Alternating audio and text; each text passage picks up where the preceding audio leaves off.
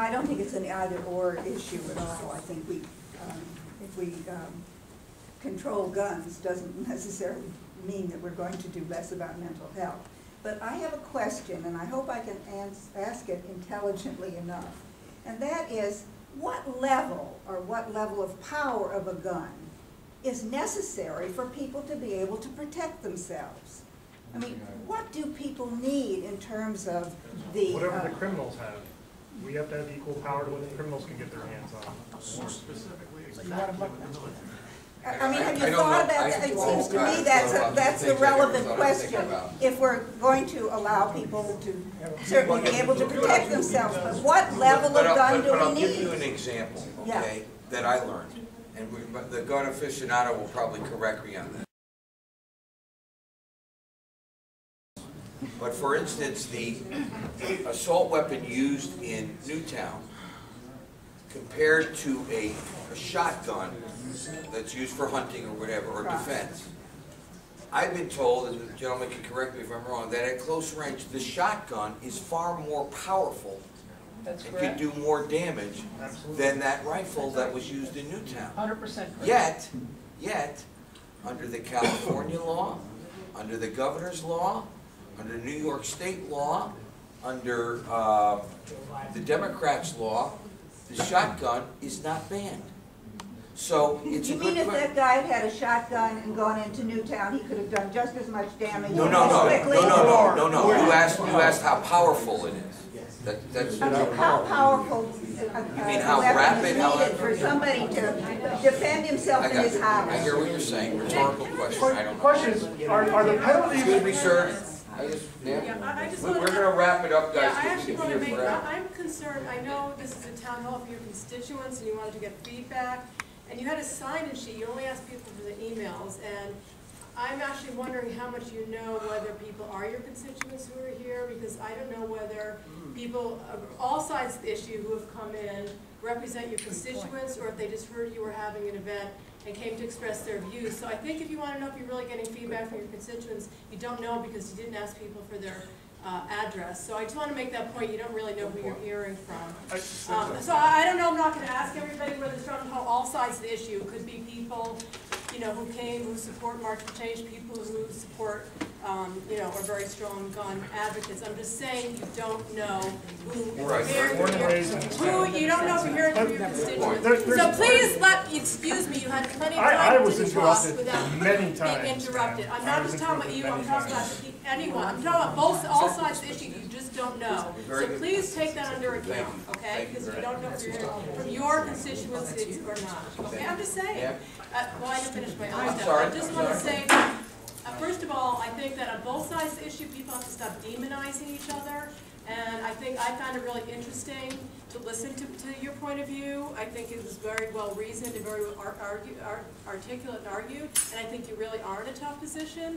And I think that both sides, people tend to demonize and call each other names and just make things any better.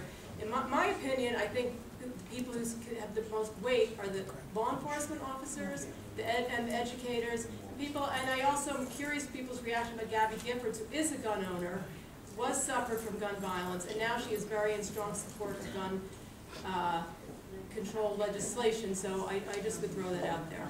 Thank you very much. Yeah.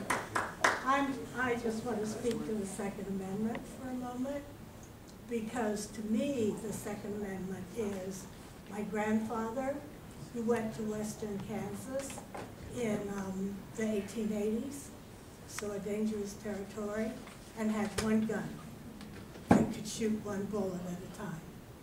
And that was, that was his choice, except that was, guns in those days, that was about it.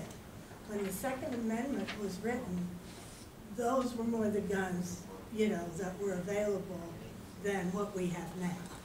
I will say this though, ma'am, and that may be true, although there's others that would argue that.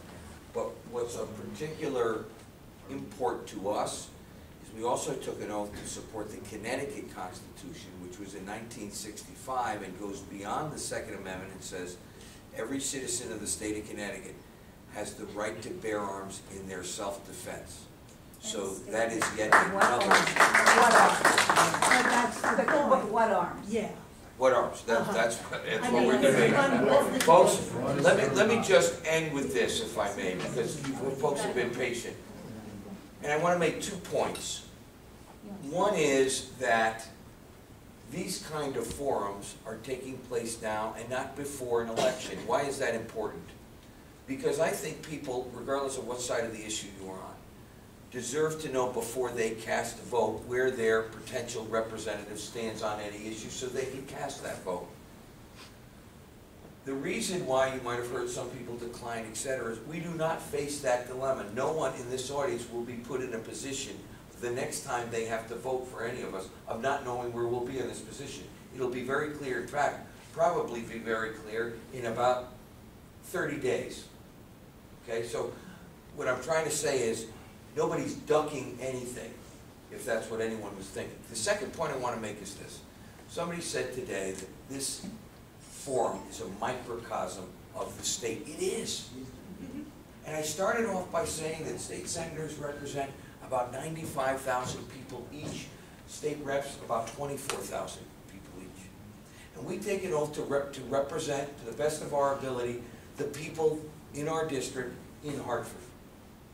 And all of these attempts, and by the way, these kind of things are going around all over the state, are our attempt to listen to those we represent. People who live next door to each other in the same town, obviously, as you saw tonight, have very different opinions. I'm not saying, pity us, we signed up for it.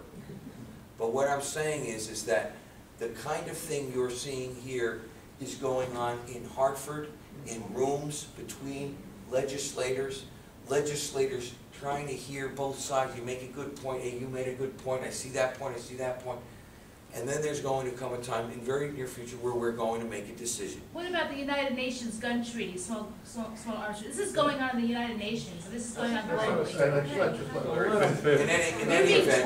In any event, at the end of the day, there's a decision going to be made, and individuals will all take a vote on that decision one way or the other. I ask you to at least recognize that there is differences of opinion, and understand that what we are going through is the process of trying to best represent our constituents by listening to all sides. I thank you very much for being here. We're always available for other questions via email.